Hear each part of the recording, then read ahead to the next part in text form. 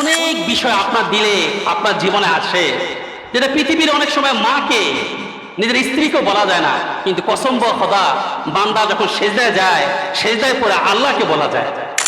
তো এত ভালোবাসা যিনি দিয়া পালতেছেন, লালন পালন করতেছেন, সৃষ্টি করলেন, হুজুর তাইলে হুজুর বিপদ আপদ কেন দেয়? দুঃখ কষ্ট মানুষের জীবনে কেন আছে? দুঃখ কষ্ট অনেক সময় মানুষের জীবনে আসে কেন? পরীক্ষা কাদের জন্য হয় বলেন তো? পরীক্ষা কাদের জন্য হয়? একটা ছাত্র যে স্কুলে রেজিস্টারভুক্ত ছাত্র, স্টুডেন্ট, তার পরীক্ষা নেয় শিক্ষকরা, টিচাররা, কিন্তু যে ছাত্র না তার কি পরীক্ষা হয়? কেন ভাই? সে তো ছাত্রই না। যে ছাত্র তার জীবনের উন্নতি অগ্রগতি এই জিম্মাদারি স্কুল নিচ্ছে, এই রেসপন্সিবিলিটি তার টিচার নিচ্ছে, যেটার কারণে তার কি হয়? পরীক্ষা হয়, এক্সাম হয়। আমার ভাই, আমার বলার উদ্দেশ্য এই যে আল্লাহ অনেক বিষয় আপনার দিলে আপনার জীবনে আসে, যেটা পৃথিবীর অনেক সময় মাকে, নিজের স্ত্রীকেও বলা যায় না, কিন্তু কসম খোদা বান্দা যখন সেজদায় যায়, সেজদায় পড়ে আল্লাহকে বলা যায়। আল্লাহকে বলা যায়। আল্লাহ মানুষের সবচেয়ে বড় আপন। এবং আপনি দেখেন কোন এক নিভৃতে যত মনের কষ্ট, মনের অনেক সময় হেজিটেশন, অনেক পেরেশানি, সুখ দুঃখ, এগুলার ব্যাপারটা নিয়ে যখন বান্দা 2 রাকাত নামাজ পড়ে এবং আল্লাহ তাআলার কাছে সেজদা যায় আর বলে, আল্লাহ আমি তো তোমার বান্দা, আল্লাহ আমাকে আপনি মাফ করে দেন, এমন এক অপার্থিব সুখ, এমন এক এক্সট্রা অর্ডিনারি, এক ব্যতিক্রম এক সুখ আইসা তার অন্তরে দোলা দেয়া যায়। পবিত্র কোরআনে মহান রব্বুল আলামিন বলেন, ওয়ালিমান খাফা মাকাম রাব্বিহি জান্নাতান, আমাকে যারা সত্যিকারে ভালোবাসে তাদেরকে 2 জান্নাত দেই। কয় জান্নাত? জান্নাত তো মানুষের জন্য কয়টা? একটা। কিন্তু আল্লাহ বলছেন তাদের জন্য 2 জান্নাত। এক জান্নাত হলো যে দুনিয়ার ভিতরে আল্লাহ পাক যে তাকে এক প্রকারের এক অদৃশ্য এক ভালোবাসা দিয়ে দুনিয়াতে পালেন, এবং জান্নাতের ভিতরে আল্লাহ তাআলা তাকে দিদার দিয়ে আল্লাহ পাক তাকে সাক্ষাৎ দিবেন।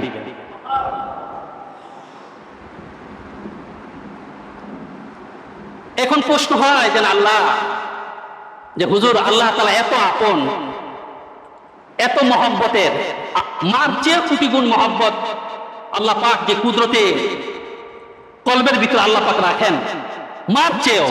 হাদিস শরীফে মুহাম্মদ রাসূলুল্লাহ সাল্লাল্লাহু আলাইহি ওয়াসাল্লাম বলেন যে জাআলাল্লাহু তাআলা রাহমাতা 99, আল্লাহ পাক পুরা পৃথিবীর ভিতরে 100 ভাগ রহমতের মধ্যে 100 ভাগ রহমতের ভিতরে 1 ভাগ রহমত দিয়ে পুরা পৃথিবীকে সাজাইছে, যেটার কারণে পুরা পৃথিবী এত মায়া মহব্বত আর ভালোবাসার সরগরম।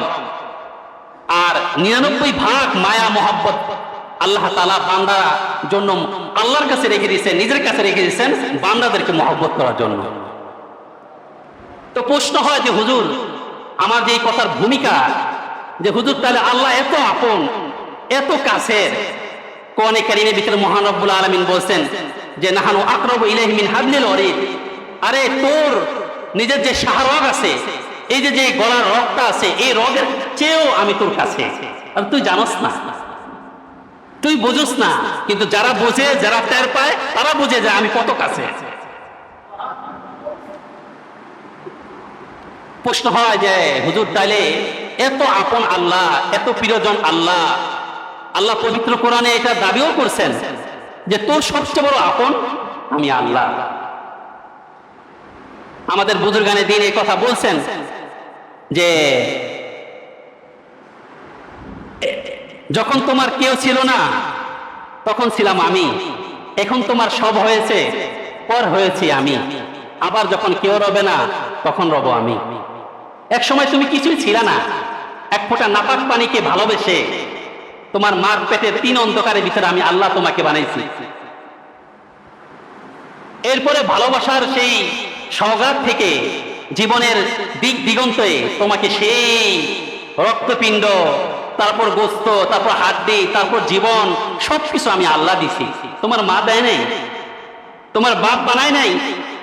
এরপর ভালোবেসে ভালোবেসে ভালোবেসে তোমার জীবনের একেবারে শৈশবকাল, একেবারে শিশুকাল থেকে শুরু করে বাল্যকাল, কৈশোরকাল, যৌবনকাল আমি আল্লাহ পরম্পরায় তোমাকে দান করছি। তো এত ভালোবাসা যিনি দিয়া পালতেছেন, লালন পালন করতেছেন, সৃষ্টি করলেন, হুজুর তাইলে হুজুর বিপদ আপদ কেন দেয়? দুঃখ কষ্ট মানুষের জীবনে কেন আছে? এটাই আজকে আলোচনার মূল ফোকাস। যে ভাই অনেক সময় আজকে বর্তমান এই প্রেজেন্ট টাইমে কেউ না কেউ সবার পৃথিবীর কিছু না কিছু কষ্ট, দুঃখ, ডিপ্রেশন, হেজিটেশন নিয়ে দুনিয়ার জীবন কাটাইতেছে। তো হুজুর এটা কেন? এই দুঃখ আমার জীবনে কেন আসে? কষ্ট আমার জীবনে কেন আসে? এটার এক হাকিকত সম্পর্কে আজকের এই বয়ান,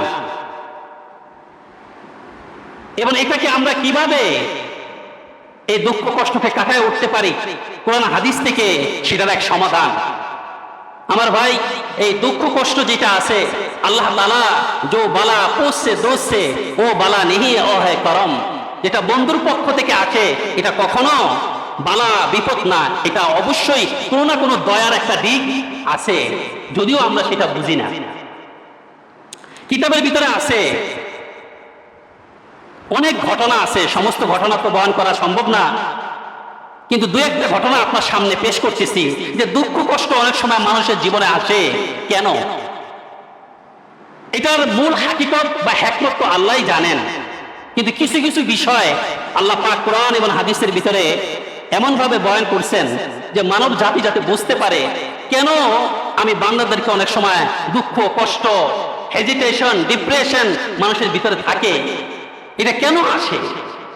আমার ভাই, এর ভিতরে বহু কারণের ভিতরে একটা কারণ এটা যে আপনার জীবনে ভালো বেটার কোনো কিছু, বেস্ট কোনো কিছু আপনার জীবনে ঘটতে যাইতেছে, সামনে আপনার জীবনে কিছু বড় কিছু আসবে, এটার কারণে আল্লাহ পাক আপনার জীবনে দুঃখ কষ্ট আসতে পারে।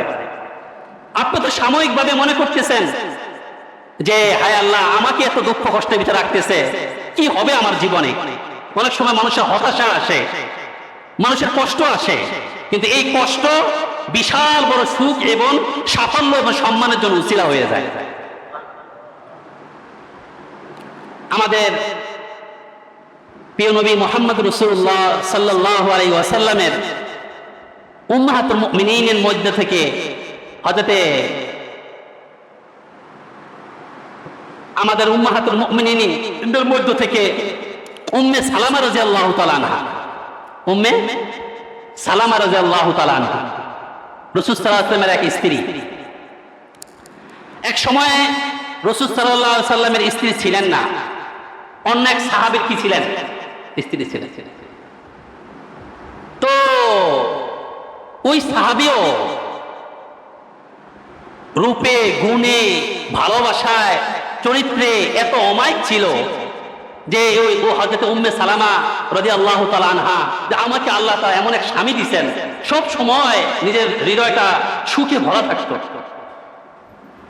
অনেক সময় এরকম হয় না যে আল্লাহ তাআলা মনের মতো করে এরকম কোন মানুষকে মিলিয়ে দেয়, এটা আল্লাহ পাকের অনেক বড় তৌফিক, অনেক বড় মেহেরবানি। হযরত উম্মে সালামা রাদিয়াল্লাহু তাআলা আনহা, ওই সাহাবী হযরত আবু সুলাইম, ওই সাহাবীকে নিয়ে সুখ শান্তিতে বসবাস করতেছিলেন। হঠাৎ করে দুনিয়া থেকে হযরত আবু সুলাইম চলে গেলেন। হযরত উম্মে সালামা রাদিয়াল্লাহু তাআলা আনহা এতটা কষ্ট, এতটা দুঃখ যে সাহাবাদের মধ্যে এত অমায়িক, সব দিক থেকে এতটা কাছের, এতটা আপনজন, এত প্রিয় করে হযরত উম্মে সালামা রাদিয়াল্লাহু তাআলা রাখতেন, যেটা বর্ণনাতীত। এমন স্বামী দুনিয়া থেকে চলে গেল। পরে হযরত উম্মে সালামা রাদিয়াল্লাহু তাআলা আনহা এই দোয়া পড়লেন, কিয়ামত পর্যন্ত মানুষের জন্য এই সবক, আল্লাহুম্মা আজুরনি ফি মুসিবাতিন ওয়া আখলুফনি খায়রাম মিনহু। আয় আল্লাহ, যেই মুসিবত বা কষ্টে আমি পতিত হইছি, আয় আল্লাহ এই মুসিবতে আমাকে উত্তম আদর দান করেন, মানে এর চেয়ে বড় কোনো বেটার কোনো বিষয় আমাকে দান করেন। পরে দেখা গেল হযরত উম্মে সালামা রাদিয়াল্লাহু তাআলা আনহার সাথে সাইয়্যিদুল কাউনাইন হযরত মুহাম্মদ মুস্তাফা আহমদ মুজতবা সাল্লাল্লাহু আলাইহি ওয়াসাল্লামের সাথে বিবাহ হয়ে গেল। হযরত উম্মে সালামা রাদিয়াল্লাহু তাআলা হতবাক হয়ে গেলেন, আয় আল্লাহ হারাইলাম কি আর পাইলাম কি। আমার ভাই বলেন তো, আপনি একটু দেখেন তো, যদি এই প্রিয় জিনিসটা তিনি না হারাইতেন, তাহলে কি রাসূল সাল্লাল্লাহু আলাইহি ওয়াসাল্লামের সাথে বিবাহ হইতো? কি বলেন ভাই? বিবাহ হইতো না। আর বিবাহ না হলে মুহাম্মদ রাসূলুল্লাহ সাল্লাল্লাহু আলাইহি ওয়াসাল্লামের মতো এত দোনো জাহানের বাদশা, তার সাথে বিবাহ হওয়ার কোনো প্রশ্ন ছিল না। কিন্তু দেখেন, হারানোর কষ্ট তো আছে, কিন্তু পাওয়ার সুখটা কি কত বড়, যেটা কোনো তুলনা এই পৃথিবীতে একটা তুলনা হয় না। এই ঘটনা হাদিসের কিতাবের ভিতরে বর্ণনা আছে। কিয়ামত পর্যন্ত মানব জাতিকে উম্মে সালামা রাদিয়াল্লাহু তাআলা এই শিক্ষা, যে অনেক সময় মানুষের জীবনে এমন কোন দুঃখ মুসিবত ঘটে যায়, যেই দুঃখ মুসিবতটা তার জীবনের বড় সাফল্যের জন্য কারণ হয়ে দাঁড়ায়। এই জন্য ভাই, সবচেয়ে আপন, সবচেয়ে প্রিয়জন আল্লাহ, তার পক্ষ থেকে যখন কোনো বালা মুসিবত আসে, হাদিসের কিতাবের ভিতরে আছে যে মুমিনের কখনো হারাবার কোনো জিনিস নাই। সুখে থাকলে মুমিন বলে আলহামদুলিল্লাহ, যদি কোনো কষ্ট পায়, কোনো দুঃখ তার জীবনে আসে, বলে ইন্না লিল্লাহি ওয়া ইন্না ইলাইহি রাজিউন। মুমিন এমন এক জিনিস, জায়গায় জায়গায় আল্লাহ তাআলা এই কথা বয়ান করছেন যে আল্লাহ তাআলা কেন এই জিনিসটা করেন। কখনো কখনো বড় কিছু দেওয়ার জন্য, কখনো কখনো আল্লাহ পাক পরীক্ষার জন্য, কখনো কাউকে কাউকে দুঃখ কষ্টের ভিতরে কি করেন, নিপতিত করেন। একদল জীবনে কোনো বড় কিছু আমার জীবনে হতে যাচ্ছে, এটা সবচেয়ে বড় একটা আলামত হলো তার জীবনে দুঃখ কষ্ট। অথবা কখনো কখনো এরকমও হয় যে আমার জীবনকে আল্লাহ পাক কি করতেছেন, পরীক্ষা নেওয়ার জন্য। তো হুজুর, আমার পরীক্ষা কেন? আমার ভাই, সুনান তিরমিজির ভিতরে আসছে, অন্যান্য কিতাবের ভিতরে আসছে, ইদা হাব্বা আবদান ইবতালাহু, যখন আল্লাহ কাউকে মহব্বত করেন, তাকে কি করেন, পরীক্ষা নেন। বলবেন হুজুর, এটা কিভাবে? পরীক্ষা তো আমরা টিকতে পারি না। আমার ভাই, পরীক্ষা ছাড়া কখনো বন্ধুত্ব কি হয় না, মজবুত হয় না।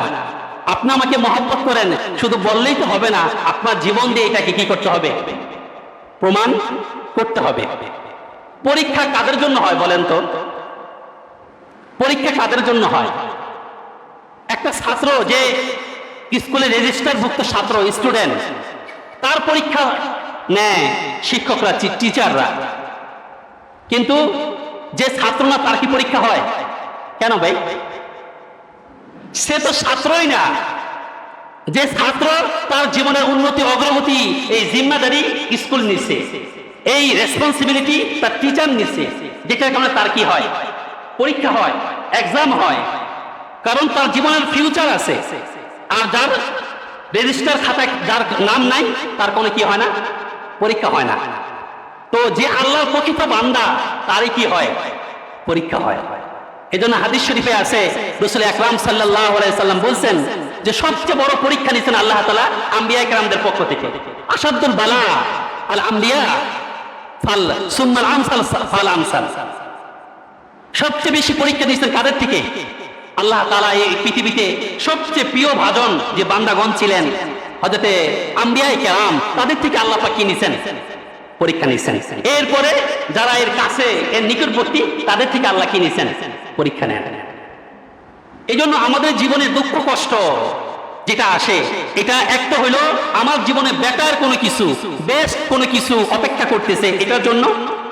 অথবা কখনো কখনো আল্লাহ তাআলা এটার জন্য আসে যে বান্দাকে একটু পরীক্ষা করার জন্য, মহব্বত দেওয়ার জন্য, মহব্বত করার জন্য কখনো কখনো পরীক্ষা করে।